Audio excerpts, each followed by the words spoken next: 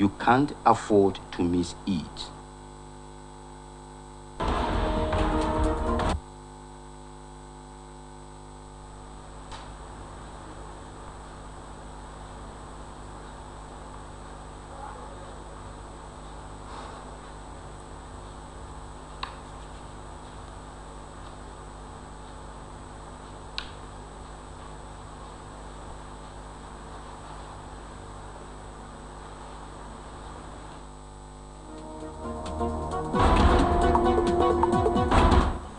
Good day, viewers. You're welcome to another edition of In the Newsroom on Osbc TV today, Thursday, 16th, 2023. My name is Adebare Ejimakide. On the program today, we shall be deliberating on the following topics. First, we are going to examine 9 days to go, no cash yet for election by INEC. The Resident Electoral Commission in the Federal Capital Territory, Yahaya Bello, disclosed this at a stakeholders roundtable in Abuja. He said that there is no cash to conduct the upcoming elections, saying that you don't have money to mobilize the staff and the materials for the upcoming poll. Next, we're going to also examine old Naira notes, no longer legal tender. That is the pronouncement made by CBN. It says old Naira notes, no longer legal tender. That is in contrary to the court order, which suspends the implementation of the old Naira notes deadline. We're going to look at that one. We're still going to examine the president's speech that ordered that the reintroduction of the old 200 Naira notes into circulation to lessen the burden of Nigerians. He made his speech today while addressing the nation. We are still going to look at this topic, those under probe behind plot to remove Bauer, EFCC. Those under probe behind plot to remove Bauer. That is coming from the EFCC. It is in reaction to protest to remove the EFCC boss. The protest was organized by the civil society organization, the anti-corruption group, asking him to be removed because he was alleged to have undermined the judiciary. You recall that various court order has been made concerning the EFCC boss, and he has been sent to prison. So he was said to have not complied to the court order. We're going to look at the issues surrounding all those areas. My name is Adebare Ejimakide. Again, welcome again on the program. I have with me in the studio senior colleagues in the same profession. From my immediate right hand, here is Today Ugotomi. Welcome on the program. Thank you so much, Ejimakide. Next, good evening, viewers at home. Next to him is Wale Olayemi. You're also welcome on the program. Good afternoon to viewers at home. It's my pleasure being here. 9 days to go, no cash yet for election, as coming from INEC. Olayemi, how will you react to that? Well, in the Nigerian context, I wouldn't say that is something that will be so disturbing, sort of, because we like fire brigade approach in the way we do our things. But ordinarily,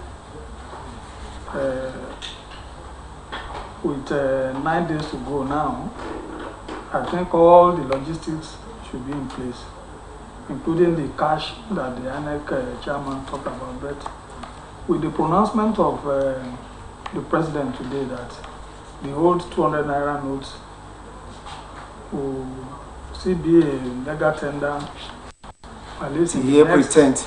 Yeah, in 60 days time. Till the next 59 days, thereabout. All right.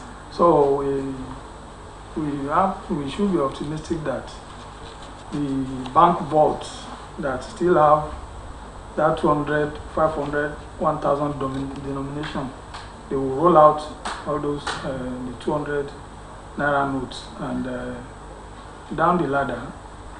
And in what ways do you think non-availability of cash can make or mar the upcoming poll? It's a very serious problem because even if the INEC says, okay, we'll pay ad hoc staff after, but there are some logistics that you just have to pay now, particularly when you talk about the security guys who will be around. They will have to feed, do a lot of things. Then the people who handle the logistics of moving the election materials from one place to the other, they will have to buy fuel. So you need to advance them, and you do that majorly by cash. At least given the problem we are having now, a lot of people will not accept transfer and say, okay, let's transfer so amount of money, because you need ready cash to do a lot of transactions now. All right. Thank you. Today, how will you react to that? And in what ways do you think the non-availability of cash can make or mar the upcoming poll? Well, thank you so much. It is not funny that we are talking about no cash 9 days to a general election, because in every democracy of the world, we all know that elections are bound to be periodic.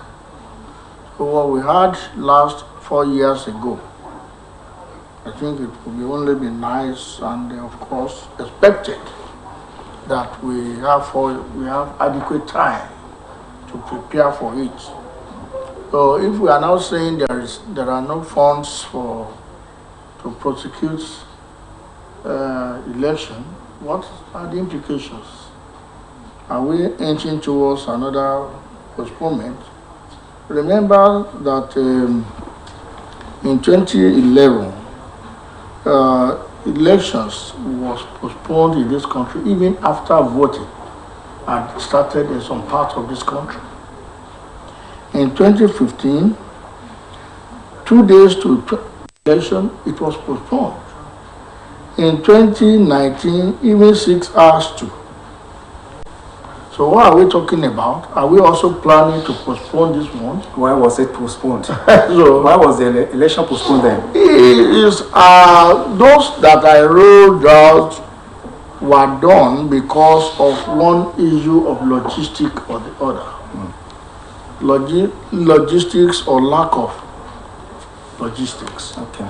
And those are enough experiences for us really to have learned from. So the other time that I watched the INEC chairman, who was then on a courtesy visit to the CBN governor, what he told Nigerians and of course the entire world was that they have settled the matter of money for the election. I think he received that assurance from the CBN governor. So it's not something we should toil with. It isn't something pleasant for us to be saying now that 9 days to our presidential and national assembly elections, we are not having money to execute or to prosecute the elections. If you consider, as my brother Yemi rightly said, the geographical size of this country. Okay. Many people have not traveled wide enough. In Nigeria, we feel that Nigeria is like Osun State, or like we are going to Oyo State in Ibadan, or Irua at most. But Nigeria, there are parts of this country where if you take off from Osogbo now, going by 140 per kilometer, in a very good car, you cannot reach there 14 hours after. Okay. I've been to Jigawa, I've been to Sokoto, I've heard people talk about the journey to Maiduguri. I've traversed this place to Porakot, and I know what it means when you travel here. Even when the road, when the roads were okay, when the highways were okay, not to talk of today. Though they will not be going by road in any case, but most of the election materials may be transported here lifted. But what about those people you need who will be going from one place to another? Mobilization of So staff. now, in a period, at the same time, in a period when you are buying a liter of petrol for 350, 300, 250. So it is high time the federal government free enough resources to INEC to plan so that we will have a very successful electoral process. Because the entire world is looking at Nigeria. Unfortunately, we have the reputation as the biggest or most populous black nation in the world. Right. We should not fail our allies in the international community. Okay, Wale, what do you think are the likely implications of non-availability of cash to conduct the general elections? Like I said earlier on, I think it's even embarrassing that we are talking about not having money so close to the election. It's so easy to deduce the fact that when you run like that and there's no money, maybe sufficient money to do what you are supposed to do, it's so easy to compromise election officials, because politicians, they have a way of doing their things. When they flash the naira that we are looking for now, you know, that is so hard to come by, every other person will look their way. And the implication of that is, at the end of the day, you won't have a free and fair election. So, it is possible, if the INEC chairman is not talking from both sides of his mouth, because he met the CBN governor, he said everything is okay. Yeah, you are showing of adequate proof. Now he's still talking about no cash. Then there must be a problem somewhere. Maybe along the line there is another thing coming. Maybe they are thinking about a postponement or whatever. There must be a reason for that. If the CBN governor has given him that assurance, I don't know why he got an assurance maybe early in the week. Okay. So why is he talking about non-availability of cash again? It must have budgeted for this long time ago. All right, let's examine the Mr. President's speech. In his speech, he said the challenges of cash flow program is a kudos to his administration, because they are laying good foundation for a free, fair, and credible elections, for integrity, to promote integrity, because the cash are not available to undermine the election, the electoral integrity. What is your take on that? For me, I don't think this idea of saying when you make cash very scarce or unavailable, the politicians to it is wrong. It doesn't work that way, because the people you are now telling that, okay, we know how to get at you, this and that, they are no fools too. Like people who say there are many roads that lead to the market. They can say, okay, have your cash. You know how to find a way to get around this. And majority of the new notes that are not in circulation, who says that the bulk of the money are not with the politicians already? Because they can sit in the comfort of their home and call the bank officials to bring so and so amount. And given the way we run our things, yeah, money talks. If anybody says, okay, bring 20 million, I'll give you 1 million on top. The man will run like Ben Johnson. So he's also an official. He too needs money. He wants to live a comfortable life. So these are the issues. I don't think this idea of saying we are doing this because of the politicians. They didn't. Well, from everything that I've seen, it is the common man that is hurt, terribly hurt by this policy and the way it's being implemented. Anybody saying anything otherwise is either being mischievous or deceiving people. So that's my take about it. All right. Do you think the idea of cashless policy will enhance electoral integrity?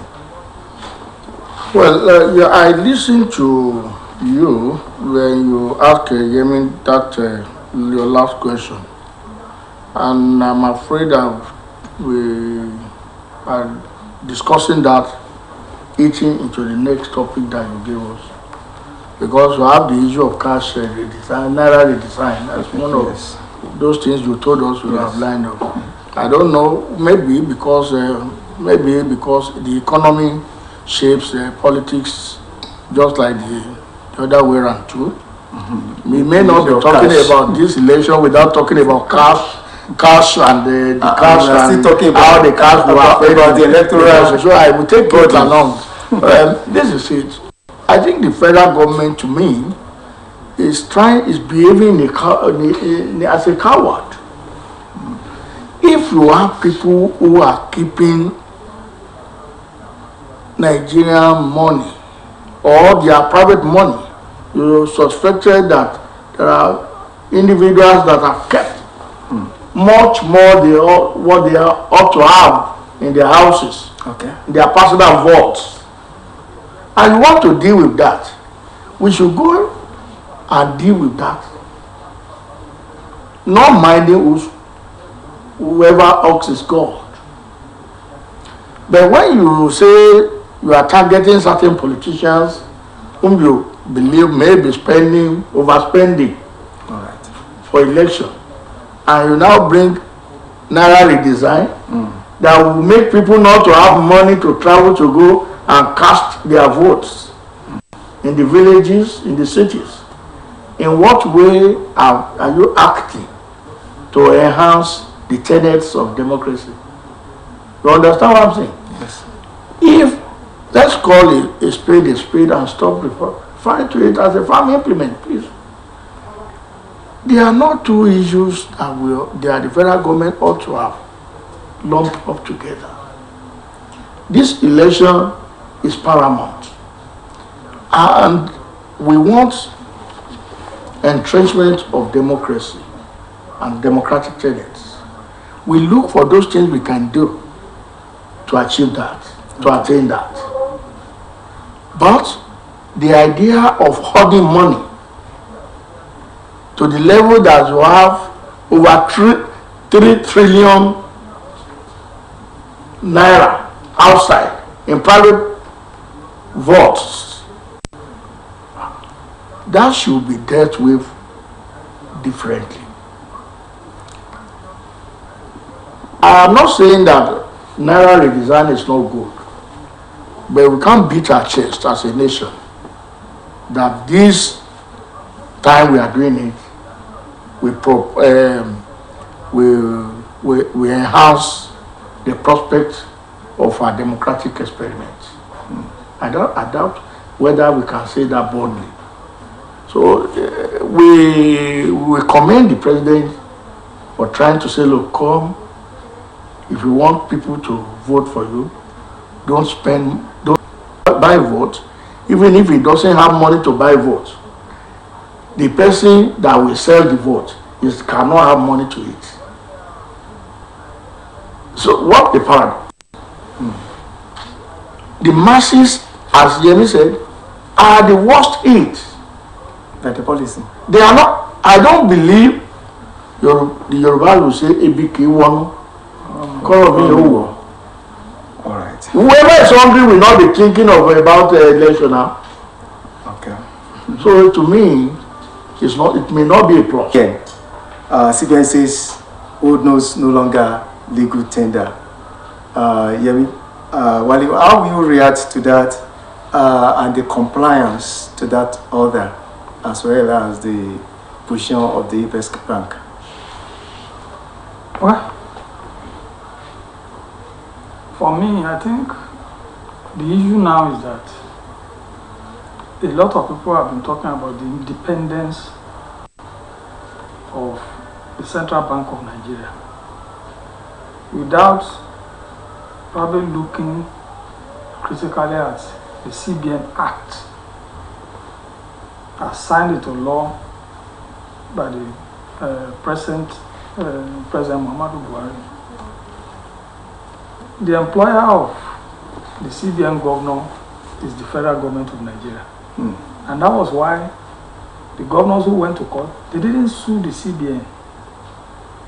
Because I think talking about this independence, a lot of people believe that the CBN will operate on its own without anybody supervising it. But that's not the truth. While Mr. President was during his address he gave early this month, he continuously used the word "I've directed" the CBN governor to do this. So, if he's directing the CBN governor, it means that the CBN governor is reporting to somebody. Though he's in charge of monetary policy and all the rest. But in matters like this, issues are the Nigerian people. The legislation that governs, that leads to the CBN Act, was put in place by a representative of the Nigerian people. Outside that, the people, the Supreme Court, the highest court in the land, said, as per this policy, they didn't say stop the policy. No, they didn't condemn the policy. They said, and they said, all those, the currency that we are talking about, 200, 500, 1,000, must remain legal tender until the determination of the suit before it, brought by the governors. I think there are 9 now. And you're right. When the matter came up,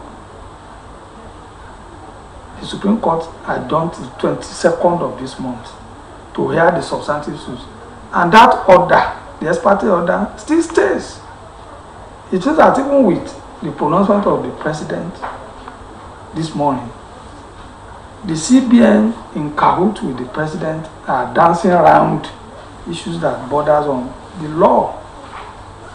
Because as we sit down now, as we are talking, the law, the position of the law is that the 200, 500, 1,000 naira notes are still legal tender. Anybody saying anything outside that, in the face of the law, is entertaining himself. And there are certain things that, in normal times, even the National Assembly should have proceeded to start an impeachment proceeding against the president. Because there's no way the Supreme Court didn't act ultra-biased. There's a law. They didn't say stop, don't execute it. Wait until the determination of that suit. But the president, alongside the CBN governor, they jumped the gun now. To only 200. And what they are doing, let's face it, it's like when you see a rat in your house. You say, I must kill this rat. And eventually you set the whole house on fire. Does that make any sense? In the last 3 weeks or 1 month now, we've seen a serious dislocation in terms of economic activities in this country. Those who are down the ladder, who survive on little amount of money, can't even sell or buy. But they will tell you in the market there, in the real market there, that retailer will tell you they don't take, they don't get entertain transfer. You must bring cash. That's a very serious matter.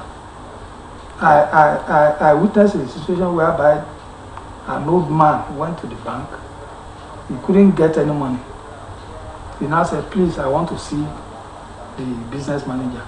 When he saw the man, said, look, I'm not going to leave this place today unless I get money to get back to this place. So you can see how desperate our people are. And the position where we are, the stage where we are today, as regards this currency swap, is totally unnecessary. It's just the CBN to Emefiele just decided to inflict pain, anguish on our people. So it's not the man is supposed to be a public servant, but he continues to act as if he's running an alternative federal territory, which is maybe roughly 10%, against all statistics that make sense that we've seen everywhere. So this thing that our people are going through is a man-made problem. And when people say it has political coloration, I tend to agree with them. That why would you go all out? And in recent times, the activities of the CBN governor is suspect. Because as it is the governor of the CBN, you branded vehicles and put yourself forward to contest the presidency of this country. In Senate crimes, the man should have been sacked from that job the day he made that move. But unfortunately, he's still sitting there. Thank you. The old Naira notes is no more a legal tender, says the CBN. And the policy, the cash swap policy, has been greeted with a lot of protest across the nation. Mr. President has also come up and ordered the resupplying of whole 200 Naira into circulation.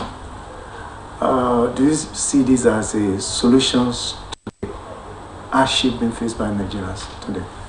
Yes, it's unfortunate where we find ourselves here.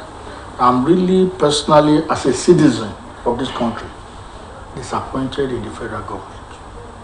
Now, I am very much disappointed in the federal government. I say federal government because I don't want to personalize it. How will you explain your feelings? You want to redesign the currency, 200, 500, 1,000. You issue a deadline 31st. You extended February 10. After that, considering the hula baloo that trailed everything, you call the Supreme Court gave a verdict.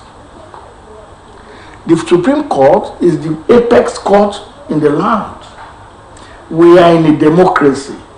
For goodness sake, one would believe that the president should have known better to comply and to obey the Supreme Court. Okay, partially obeyed, not obeyed. You called for the meeting of the Council of States, calling former presidents to come and judge you on this matter as a result of the semi-difficult, open, overt, clear-cut difficulties that people are facing. They advise let both new and old currencies run concurrently. So where should we be? Where is the problem? But because we have a set mind, some people had a set mind, and they felt, no, we must go. You see, the government, the central bank governor, that is more important than the entire citizens of this country. If this matter had been resolved the way the wise men had advised President Buhari, advised the federal government, and he was the one that called the meeting. So if he knew he was not going to listen to them, why did he call the meeting? But he has the right to decide. He called the meeting, the advice. The Supreme Court gave a verdict in line with what the Council of State advised. We are told that line, we are not likely to have had instances of people killing themselves in Delta, in Edo, in Abeokuta, and Ibadan now. So it is man-made.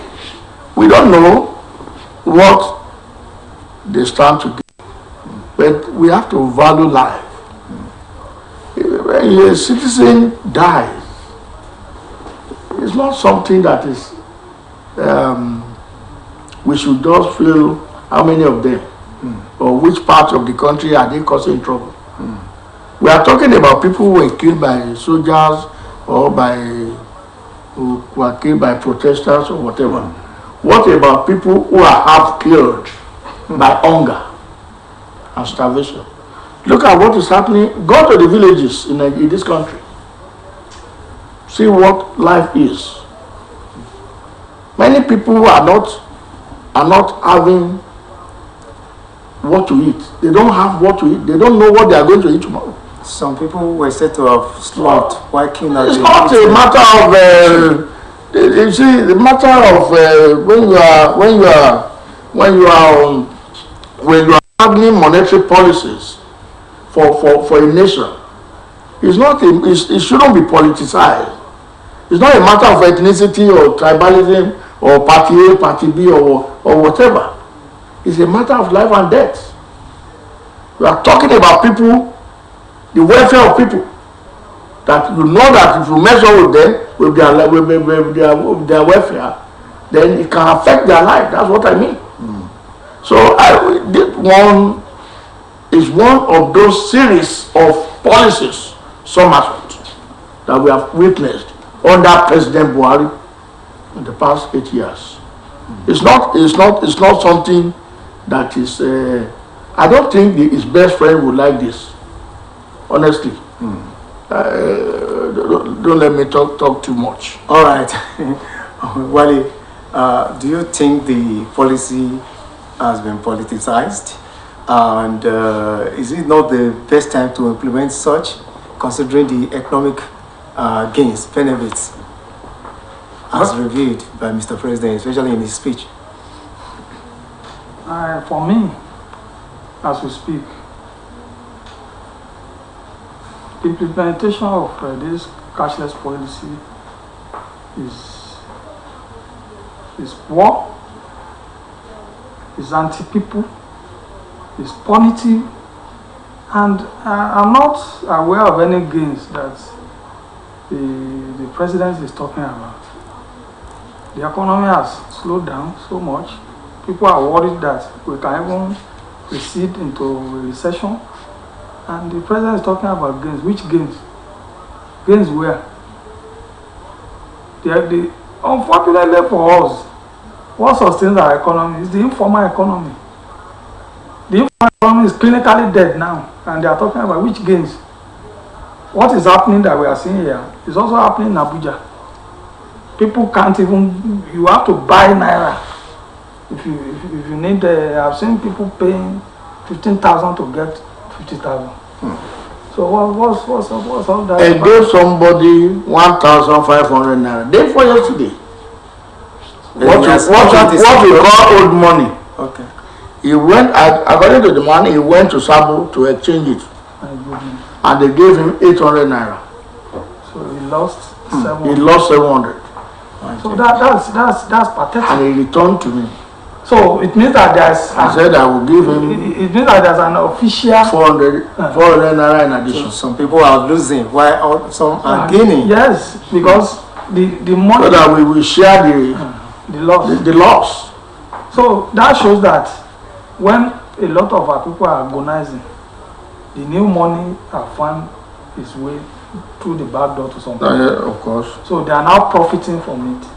The POS people everywhere, even those who are, you see people who are selling. Once they sell, they gather the new notes, they sell it and make 1,000 free. But the CBN and the anti-graft agencies have been directed to ensure that they arrest those that are profiting from that scheme. Don't you think if you work in an anti-graft agency and you have not even gotten the money to eat, so which money will you use to fuel your Nigeria is a capitalist nation. I'm telling you. you can raise your price to any level.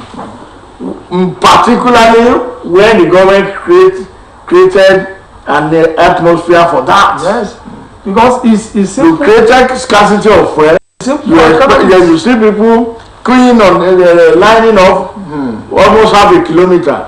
You won't you jack up your price? It's simple. Will you not have somebody with a keg to give you additional 200 naira? Over 10 liters? I saw it in the fuel station. The boy that is there will say, we are not selling if you don't bring cash. Our POS machine is not working. Whereas a lie. Some people will come and those they were charging, I think, maybe 200 per 1,000. So when you look at it, or 300, when you look at it, because if the demand far exceed supply, people will scramble for what is available. It's elementary economics. Yes. There's no two way about it. You can't. Money is a medium of exchange. There's no way you can get. Yesterday now, I was seated somewhere. The man came. The POS person. I said, please, I've just returned from somewhere to Osbc.